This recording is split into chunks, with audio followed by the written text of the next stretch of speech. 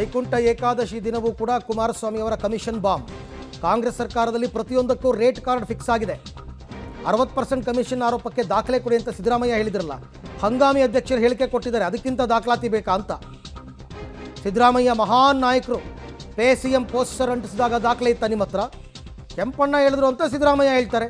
ಈಗ ಕಾಂಟ್ರಾಕ್ಟರ್ಗಳು ಹೇಳ್ತಿಲ್ವ 60% ಬೇಕು ಅದಕ್ಕೆ ತಗೋತಿದ್ದಾರೆ ಅಂತ? ಅದಕ್ಕಿಂತ ಏನು ಸಾಕ್ಷಿ ಬೇಕು? ಈ ಆಟ ಎಲ್ಲ ಸರ್ಕಾರ ಬಿಟ್ಟುಬಿಡಬೇಕು ಅಂತ ಕುಮಾರಸ್ವಾಮಿ ಅವರು ಮಾತಾಡಿದ್ದಾರೆ.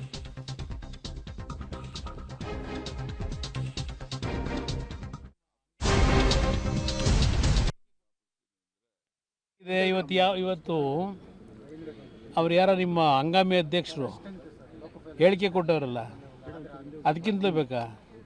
ಈಗ ಇವರು ಸಿದ್ದರಾಮಯ್ಯನವರು ಮಹಾನ್ ನಾಯಕರು, ಪೇಪರ್ ಪೋಸ್ಟ್ ಅಂಟ್ಸಕ್ಕೆ ಹೋಗಿದ್ರಲ್ಲ ಪೇ CM ಅಂತ ಹೇಳಿ, ಯಾವ ದಾಖಲೆ ಇಟ್ಟವ್ರು ಇಲ್ಲಿವರೆಗೆ?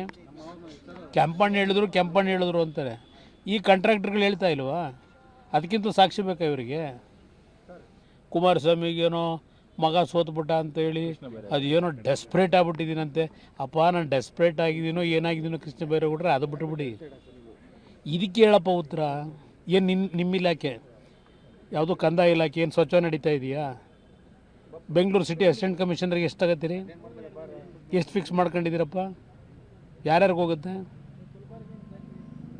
ಏನೇನು ನಡೆಸ್ತೀರಿ ನಮಗೇನು ಗೊತ್ತಿಲ್ವಾ? ನಾನು ಅಧಿಕಾರ ನಡೆಸಿದ್ದೀನಿ.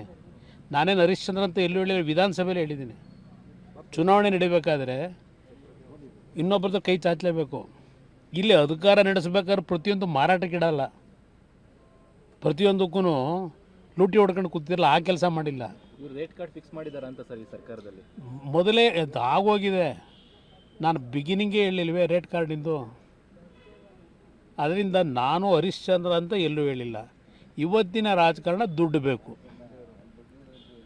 ಪ್ರೀತಿ ವಿಶ್ವಾಸದಿಂದ ನಾವು ಕೆಲಸ ಮಾಡಿದ್ದಾಗ ಚುನಾವಣೆ ಹಂತದಲ್ಲಿ ಯಾರೋ 4 ಜನ ಬರ್ತಾರೆ, ಕೊಡ್ತಾರೆ ಚುನಾವಣೆ ನಡೆಸಲಿಕ್ಕೆ.